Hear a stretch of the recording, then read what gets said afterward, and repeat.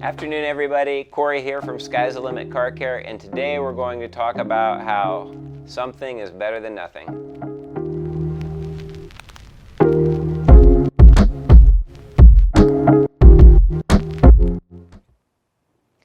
So the idea for this video came to me the other day as I was getting ready to get into my car, and I realized I hadn't washed it in a month, and thinking how badly I needed to wash it. And I was thinking about why I wasn't going to be able to wash it that morning. I thought, I've got an hour. I really want to wash it, but for me, it takes me more than an hour because I'm really, particular about things, and I want to do them right. And I know a lot of you guys are like that too. So probably a huge portion of our fan base and our supporters are just like I am, and we want to get things done all in a particular way. We want to, at the very minimum, when we wash the car, even if we don't have time for the interior, we want to at least wash the car and wash the wheels and get our Incredibrush and get in the barrels of the wheels and clean everything and get it, at least all of that dirt has to come off at the same time. We can't leave something dirty. But it crossed my mind. I thought, I wish I could get myself to just wash. I don't have time to get the wheels done the way I want, but I wish I just had time to just wash the car and then at least blow the water back off the wheels. And so that's why we're talking about this today, because that is the better alternative if you don't have the option to do it all.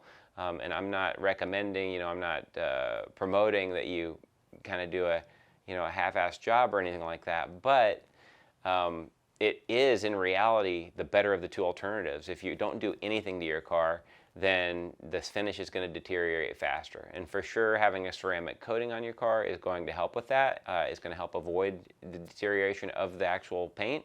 But still, it's going to be hard on the ceramic coating now if you don't wash it regularly. So a few things we're going to go over.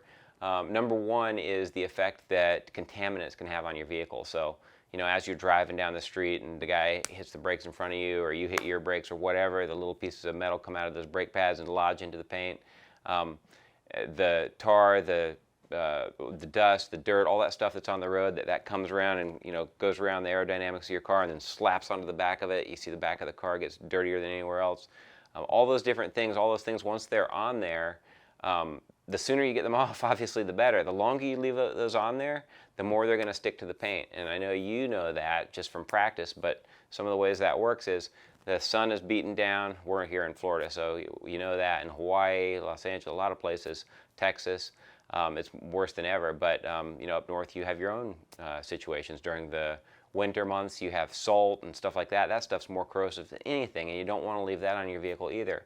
So when it comes to the salt, obviously that just builds up, and that's a whole another nasty situation. But with the sun during the day, this is actually expanding and contracting your paint. So once you have that dirt, that tar, that whatever it is, those contaminants stuck to your paint, now you have the sun come out, it heats up from 80 degrees to 140 degrees, and so all the pores in that paint, they open up, and now stuff is getting sucked in there, and then it's closing back up when it cools down, and it's expanding and contracting, and it's slowly letting all that stuff in more and more. And the longer you go without washing it, the worse it's going to get in there. So that's the whole reasoning behind, like, hey, you've got to wash your car as often as you can. And by often as you can, I mean if you can do it every 2 weeks, that's terrific. If you can do it every week, amazing. Most people just can't get to it every week. But going a month is like, it's starting to get a little bit further out there than what you want. If you don't have time to put a wax or put a spray sealant or put something like that on your car and it's not coated, for sure you need some protection on your car, but not as much as you need it to be washed. That's more important than any of it. So that's an important thing to point out. Just because you don't have enough time to put a sealant or something on there, at least wash your car. When it comes to the wheels, obviously the wheels can take up a good amount of time if you want to do them right. Even with the best tools, it's still going to take up a little bit of time to get all inside the barrels and all of that. So if you do only have, say 30 minutes or an hour or whatever it is, if it's not enough time to get the wheels done perfectly, at least go around, wash the whole exterior, all the painted surfaces, everything but the wheels, and then make sure to blow the water back off the wheels if you're stuck in this scenario, because the downside of doing what I'm suggesting in a tight spot where you don't have the time is that if you wash the whole car And as you're doing that, obviously water from your hose is going all over the wheels are getting wet, and they get wet in the rain too, but the rainwater is not the same as the water that's coming out of your hose. Unless you have one of our Sierra spotless systems or something like that, then the water that's coming out of your hose is most certainly going to leave nasty water spots on your wheels, and that's going to etch and cause bigger problems than if you didn't wash your car at all. So in the situation where you don't have enough time to wash your wheels, for instance, then you at least want to mitigate the damage that you're causing and avoid that. So you wash the car, you dry the car, and then at least you blow the water back off the wheels. And maybe you didn't get the wheels clean, maybe you'll get to that next week, but at least you've got the car clean and you can take care of that. So the final thing I'll say is, obviously, just because you're in a rush to wash the car, at no point do you want to actually rush through washing the car. Even if you can avoid having to put on your spray sealant or clean the barrels of the wheels or do certain things, you still need to have healthy wash habits. So for instance, we can't just rush around using a dirty towel or whatever we can grab.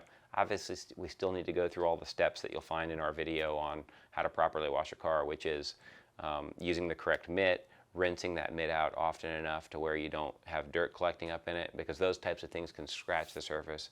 And obviously now you're going to end up either spending 10 or 20 or 30 or 40 hours, or spending $1,000 or $2,000 or $3,000 having somebody else do it to paint correct your car. And so the whole point was, if you didn't have the time to do this, don't give yourself more work in the future. So it's still important to wash your car carefully with the right tools, rinse everything out properly, and then dry off all the water and make sure you don't leave any water spots behind. I think that's everything for today on that little video. If you have any questions or comments, we'd love to hear them. Love to hear your feedback on this particular video. If you haven't subscribed already, be sure to do so now, and we look forward to seeing you next time. Take care.